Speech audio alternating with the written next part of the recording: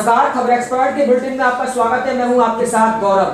सबसे बड़ी खबर आगरा के एतमादपुर से है, जहां वरिष्ठ समाज सेवी और डॉक्टर अरुण उपाध्याय ने देहरादून से आए उप कुलपति सुनील जोशी का हाईवे स्थित राष्ट्रीय होटल में स्वागत सम्मान किया।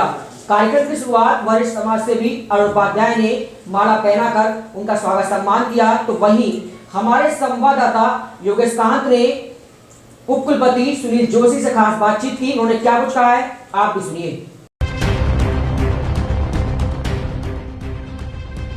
के एतमादपुर में समाज सेवी और डॉक्टर अरुण उपाध्याय के नेतृत्व में देहरादून के उप कुलपति सुनील जोशी का हाईवे स्थित राष्ट्रीय होटल में गर्म जोशी के साथ स्वागत सम्मान किया गया।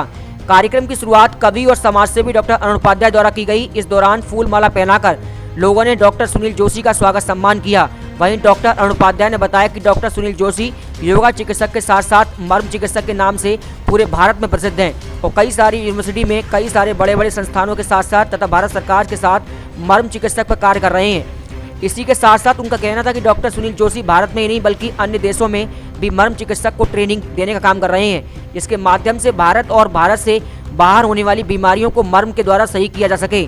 इसमें चाहे वह पैरालिसिस हो या फिर घुटनों का दर्द हो या फिर बच्चों में जन्म से होने वाली बीमारियों का इलाज हो या सारी बीमारियों का इलाज मर्म के द्वारा ही किया जाता है। वहीं डॉक्टर सुनील जोशी का कहना था कि लोग आजकल अंग्रेजी दवाइयों का प्रयोग करते हैं और इससे तुरंत फायदा मिल जाता है, लेकिन अगर जड़ से बीमारी को खत्म करना है तो योग और मर्म पर प्रत्येक बीमारी का इलाज है। बीमार व्यक्ति को इलाज करवाने की जरूरत पड़ेगी, क्योंकि इसके माध्यम से तमाम सारी बीमारियों का इलाज चंद नियम फॉलो करने से हो जाता है।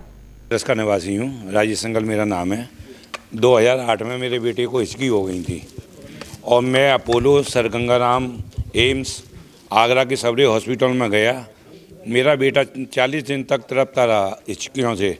जब मुझे पता चला हरिद्वार में मर्म के द्वारा ये काम होता है, जब मैं किसी तरह हरिद्वार पहुंचा और डॉक्टर साहब ने सिर्फ 30 सेकंड में मेरे बच्चे को सही कर दिया।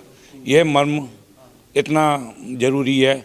आजकल डॉक्टर साहब 15,500 घुटनों को हर साल बदलने से रोकते हैं।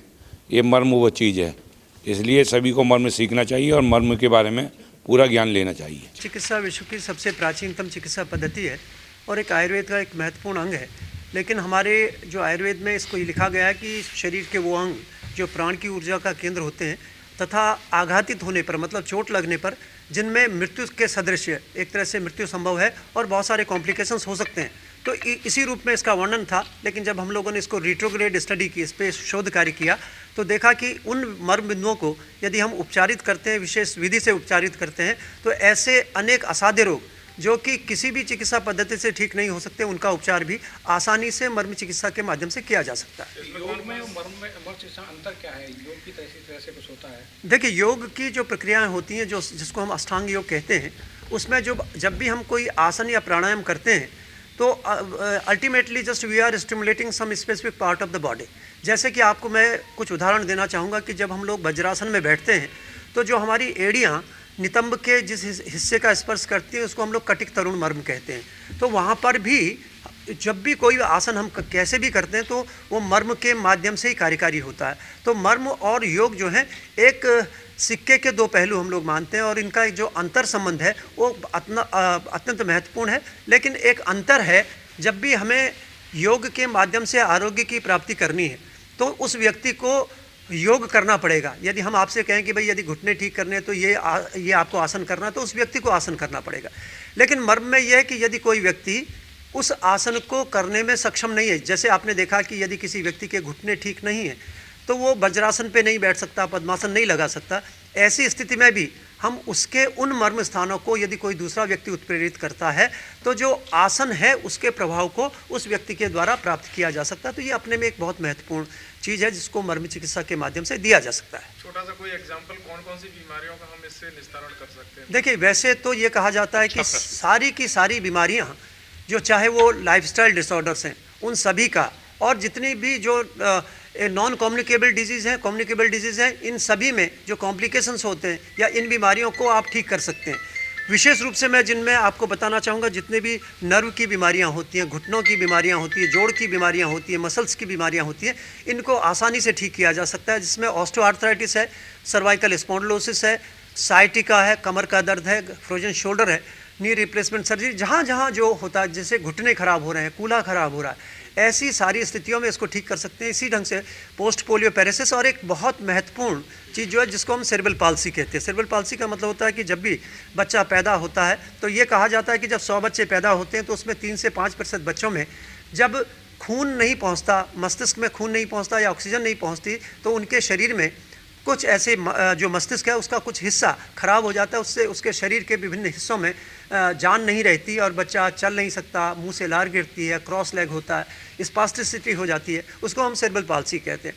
ऐसी सारी स्थिति में मर्म चिकित्सा एक आश्चर्यजनक चिकित्सा विधा के रूप में प्रचलित है और इससे हम लोग लगभग 3 से 5 करोड़ बच्चे जो देश में सेरेब्रल पाल्सी से कम ग्रस्त हैं, उन सभी का उपचार हम लोग मर्म चिकित्सा के माध्यम से कर सकते हैं। इसमें किसी और चिकित्सा पद्धति से कोई लाभ नहीं होता। इसका इलाज कराने के लिए कहाँ लोग संपर्क कर सकते हैं? देखिए, आजकल ज़्यादा बीमारियां बढ़ रही हैं। देखिए, आज मर्म चिकित्सा पूरे देश में, पूरे विश्व में बड़ी तेज़ी से बढ़ रही है, लेकिन हमारे उत्तराखंड में उत्तराखंड आयुर्वेद विश्वविद्यालय के 3 कैंपस में मर्म चिकित्सा के केंद्र प्रारंभ किए गए और बहुत सारी जगह पर हम विभिन्न जितने भी हमारे जैसे गुजरात सरकार के द्वारा हम लोगों ने मेडिकल जो डॉक्टर्स को ट्रेन किया है, उसमें जितने भी डॉक्टर्स ट्रेंड हैं वो अपने अपने सेंटर्स पे इसको काम कर रहे हैं। नेपाल सरकार के द्वारा भी चिकित्सकों को ट्रेनिंग दी गई है। ऐसे देश भर के कई जो हमारे सरकारें हैं, उनके आयुष विभाग है, उनके माध्यम से हम लोगों ने इनको डॉक्टर्स को ट्रेन किया है। इसी ढंग से बनारस हिंदू विश्वविद्यालय और कई विश्वविद्यालय जितने भी आयुष के विश्वविद्यालय हैं, उन सभी में इनके जो चिकित्सा के केंद्र हैं वो कार्य कर रहे हैं और शोध का कार्य भी इसमें बड़ी तेज़ी से हो रहा है। मर्म चिकित्सा का आप क्या भविष्य देखते हैं? योग के जो ज़माने में तरह से कुछ प्रचार प्रसार व्यापक रूप से किया जाता है, लेकिन ऐसा मर्म चिकित्सा का नहीं हो पा रहा है। इसको लेकर देखिए, मर्म चिकित्सा क्योंकि एक नई विधा है, मर्म योग के विषय में तो बहुत सारी चीज़ें पहले से मिलती थी। चिकित्सा के रूप में मर्म चिकित्सा के द्वारा चिकित्सा कहीं करने का विधान न तो आयुर्वेद में लिखा है, न किसी और साइंस में लिखा है। इसको विगत 36 वर्षों से हम लोगों ने शोध के माध्यम से एक चिकित्सा के रूप में स्थापित किया है और आज पूरे विश्व में ये बड़ी तेज़ी से प्रचार और प्रसार इसका हो रहा है। और यदि हम ये कहते हैं कि सबके लिए स्वास्थ्य की परिकल्पना को सिद्ध करना बिना किसी अतिरिक्त संसाधनों के लिए, इसमें दवाई की आवश्यकता नहीं, किसी अस्पताल की आवश्यकता नहीं, किसी AC के कमरे की आवश्यकता नहीं। एक ऐसा व्यक्ति जो मर्म के विषय में जानता हो और दूसरा एक व्यक्ति जिसमें मर्म होते हैं, मतलब सामान्य कोई व्यक्ति हो, उसके द्वारा ही मर्म की चिकित्सा आसानी से की जा सकती है। और यदि ये भविष्य की चिकित्सा पद्धति है और यदि पूरे विश्व को यदि हमें रोग मुक्त करना है तो मर्म चिकित्सा सबसे महत्वपूर्ण चिकित्सा पद्धति है और ये तेज़ी से प्रसारित हो रही। मैं समझता हूँ 5-10 वर्षों में आज पूरा विश्व और पूरी भारत सरकार भी इसको एक्नॉलेज कर रही है और CCRS के माध्यम से हम लोग बहुत सारे प्रोजेक्ट्स पे इस पर कार्य कर रहे हैं। ठीक।